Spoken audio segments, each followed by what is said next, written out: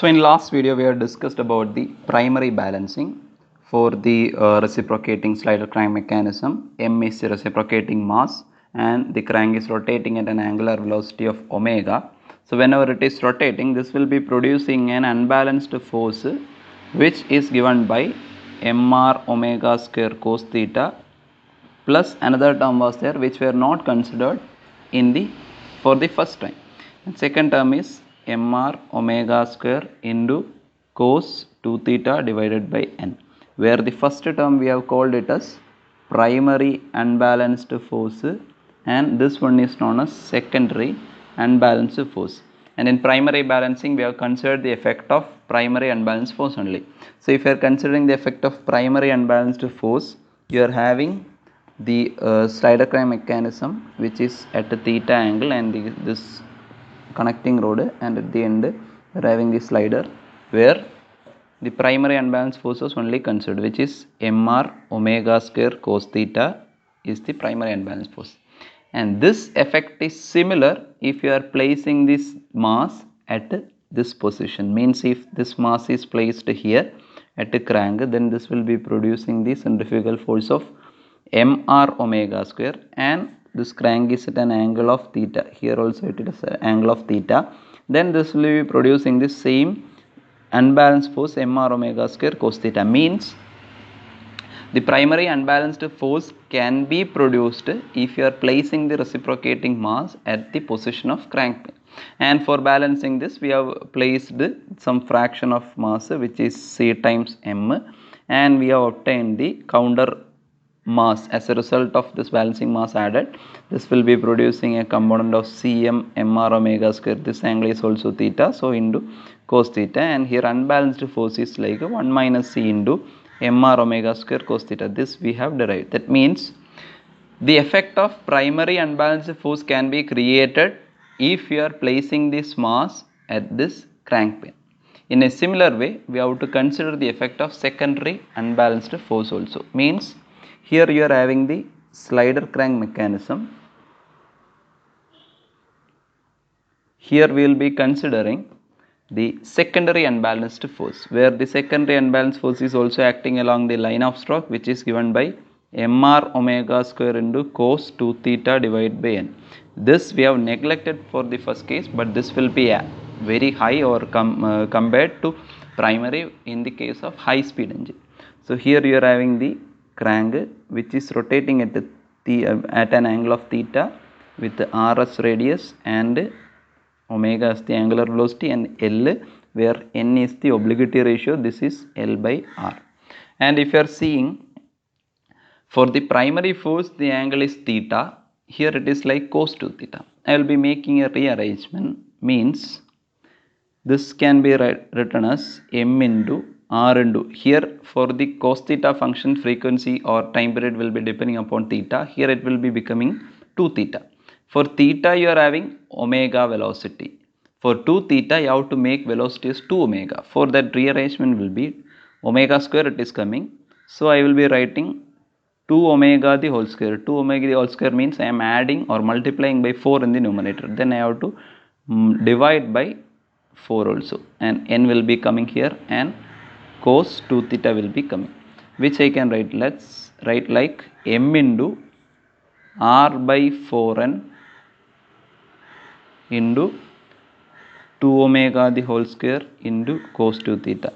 Here you are having the theta is coming in terms of 2 theta and corresponding angular velocity is 2 omega. So we have written in such a way, and this I can write like m into r by 4 and I will be calling as r dash, 2 omega I will be calling as omega dash, then it is omega dash square, and it is cos theta dash. Means this is in a similar way m r omega square cos theta. This is similar to primary unbalanced force. Primary unbalanced force is mr omega square cos theta, and we have converted the secondary unbalanced force in a similar way to primary unbalanced force. Means if you are having the crank slider crank mechanism which is rotating at a theta instantaneously, then നേരത്തെ പറഞ്ഞു the primary unbalanced force created by this mass mr omega square is equivalent to placing a mass at this crank pin at radius r at theta.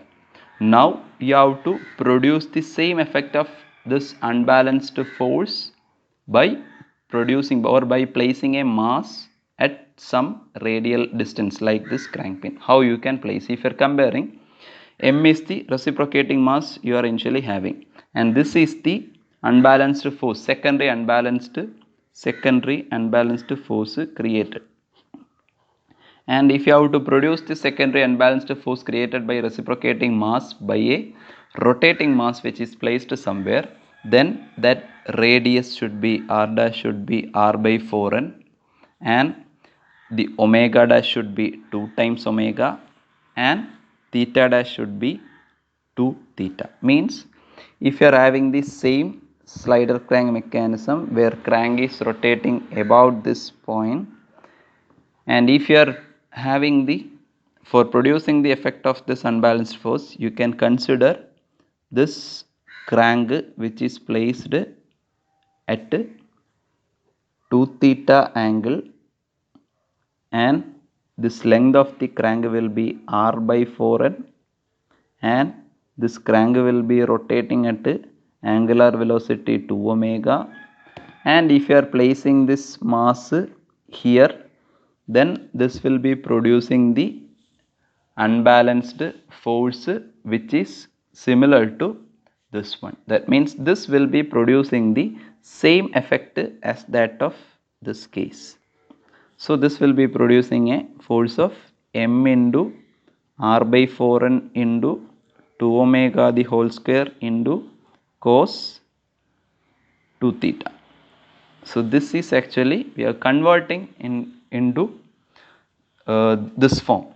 And in engines, next we will be discussing the balancing of multi-cylinder engines, where we will be considering only both the primary balancing as well as secondary balancing. And this primary, and if you are considering the primary and secondary balancing, then that is known as complete balancing. So for the multi-cylinder engine, we will be discussing the balancing which is known as complete balancing.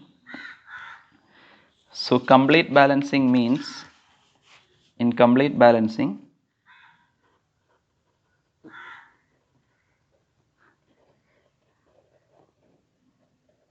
you will have to do both primary as well as secondary balancing. Here we have discussed only the case of a single cycle mechanism where all the primary as well as secondary unbalanced forces are coming within a plane and along the line of stroke.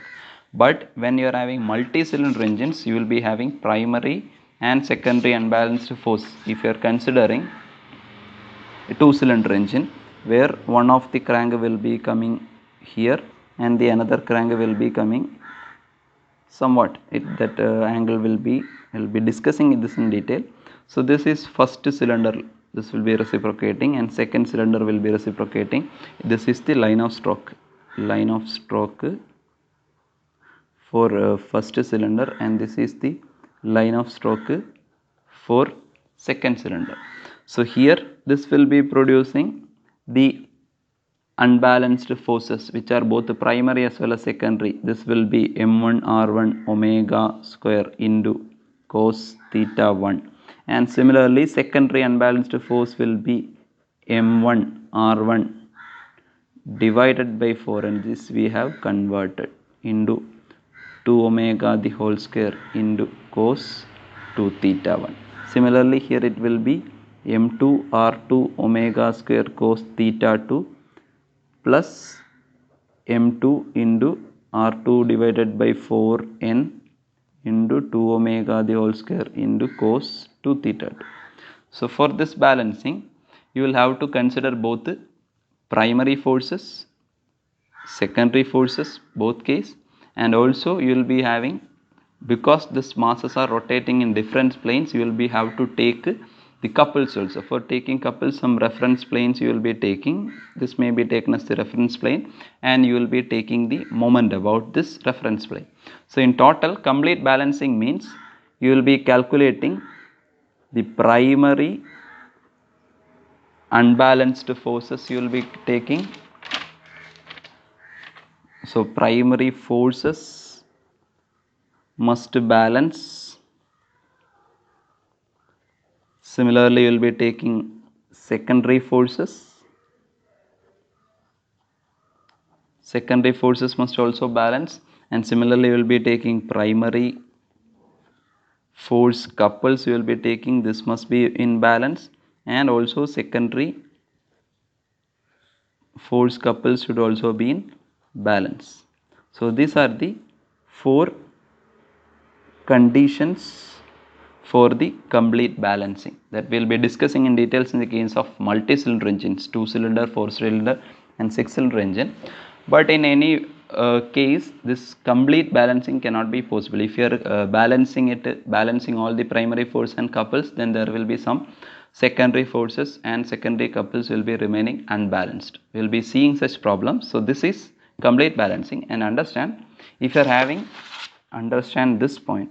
If you are having this primary, if you are considering primary and secondary unbalanced force, primary unbalanced force mr omega square cos theta can be considered as a point mass m which is placed at the crank pin at radius r, where crank is rotating at an angular velocity omega.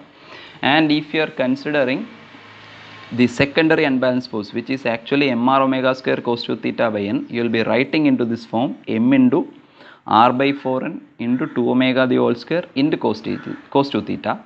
And this effect can be considered in a similar way by placing the crank of length r by 4n, which is placed at a 2 theta angle, which is rotating at 2 omega, and by placing at the end of this crank pin by placing mass m. So this will be producing the same effect as that of this secondary unbalanced force. So in multi-cylinder engine, you will have to consider the primary force. While drawing the primary force, you will be having theta, and while drawing the secondary force, you will be having 2 theta. So you have to draw the positions for primary force with the theta 1, which you will be calling as primary crank, and for the secondary force construction, you will be taking 2 theta 1 angles for all the cranks, which will be known as secondary cranks, that we will study in detail while solving the problems.